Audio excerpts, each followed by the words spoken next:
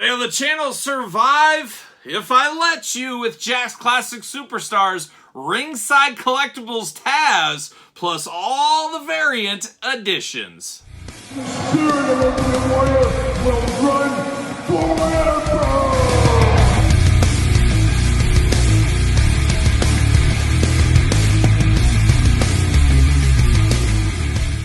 Welcome everyone, Kyle here, and welcome back to the channel for a peculiar video. Something a little bit different here is today we're going to talk the story of the Jack's Classic Superstars Ringside Collectibles Edition, Taz, and all the different variants that were included. Now remember, for all your modern day Ringside Collectible exclusives and anything wrestling related, make sure you're hitting up Ringside Collectibles. Use discount code Kyle, save yourself 10%. But today we got a bunch of Tazes and we're going to talk about each ones and some of the slight variant additions.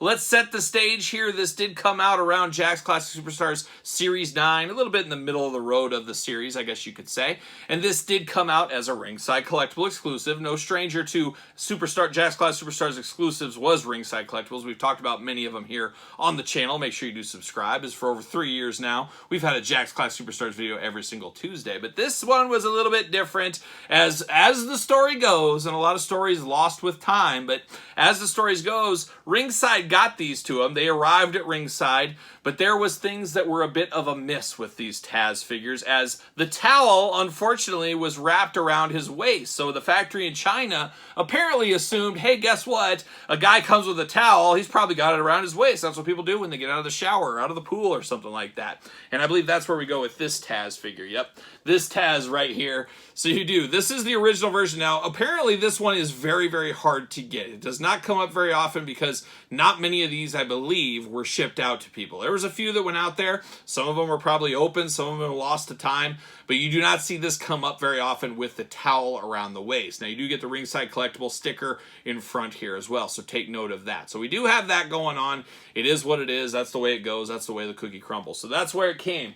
Now, what sometime in there, Ringside apparently, as the story goes, they cut up these boxes and they took out the towel. They put the towel down around the leg. So we can see that here. You got the sticker in the middle. Notice the placement on the sticker being different. But then they got the towel down between Taz's legs. And one thing about the towel, some things, let's see, this came out in what year? 2006. Well, 2006, we might as well call it 2023, 2024, depending when you're watching this, because we still see staining on our action figures. It's unexcusable, but we saw it in 2006 with a lot of Jack's figures as well. So that towel that wrapped around the waist did stain the thigh of a lot of these Taz figures. So apparently what I've been told is Ringside went in, they moved that down, and how do they do that? Well, they razor blade cut the back of the package and they sold these kind of as defective ones, a little bit cheaper. So you could still get this Taz. You were a loose collector, it was all good, but this is one of the rare samples with the razor blade cut here where they could move the towel down. Example of this figure. So we got that. So that's another variant along the way of these Taz figures. And then we already talked about this one. Okay, so we got two there. Now we're going to move over here, and I believe, is it this one? Now this is the one that there's nothing wrong with this one. Now you can see right here the towel is placed up at the top corner, where on this one it is in the top corner as well. So these two are very similar, but there is one difference between these two, and this is just another variant. Notice the sticker. One does not have the sticker, one does have the sticker. So variants aplenty going on. Not a whole lot different. It's just if you're one of those crazy collectors, this one has a sticker, this one does not. Where does the towel? Oh, yeah, the towel's on the way. So you got two upper towels, then you got different sticker placements between three of the different figures, and one that has no sticker. So definitely interesting here, but we're going to take a look at one of them in the package here, and I guess we'll look at the one with no sticker. That's where we're going to go. But there it is. There's old Taz. Towel up at the top, like I did say. Big bubble window, looking good. Of course, limited edition. Looking nice there. On the side, you got Taz. And then on this back side here, there's Taz in a glamour shot. The mood is about to change, some may say. Right there on the back, of course, got the big old cross-sell going down. There's Series 9. We unboxed all those on the channel. Don't miss those videos. Go back, take a look at them. Got UPC's warnings, got the blurb, got the glamour shot, all that kind of fun stuff. And one note up here, something totally different we've never seen before with classics. It says ECW, ECW, ECW, limited edition. But Taz debuted in 1987, 240 pounds, 5'9", finishing move, the old T-bone suplex, Taz mission, and Taz suplex. Titles: WWE Hardcore Champion, WWE Tag Team Champion, Favorite quote, there you go, the mood is about to change. And oh, did it ever with Taz. Of course, Taz's son Hook sweeping a generation off their feet over there in AEW right now. But I do, of course, have another Taz. We're going to mix it up.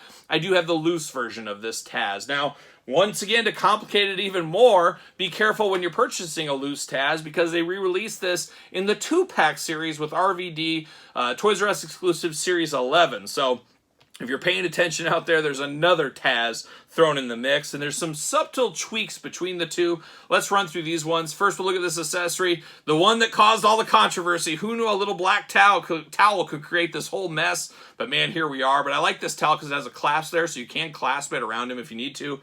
But definitely a cool towel, all in black, a black attack towel. There it is. But then we get Taz here. Of course, articulation is going to be the same. You get the bend at the ankle, you get the knees, you get the legs that go up. You got waist articulation, you got the head side to side, back and forth, arms go around, bicep cut, double jointed pinless elbows, I wish, just single jointed elbows, and then hands back and forth, side to side, fist of fury, gripping hand, partially taped hands. That's one of the big differences between these two. Partially taped, fully taped hands. Also a big difference between these two, mohawks. A very thin black line mohawk, a deeper mohawk on this one. Another difference is tattoos. A little bit more tattoo artwork, including some of the missing tattoos on this Taz, or this Taz, less tattoos. Boots, different between these two as well. And then the logo on the back. You got a little Taz graphic on the back of the trunks here. You got just the words Taz on the back of this one. So very, very similar, but very different at the same time.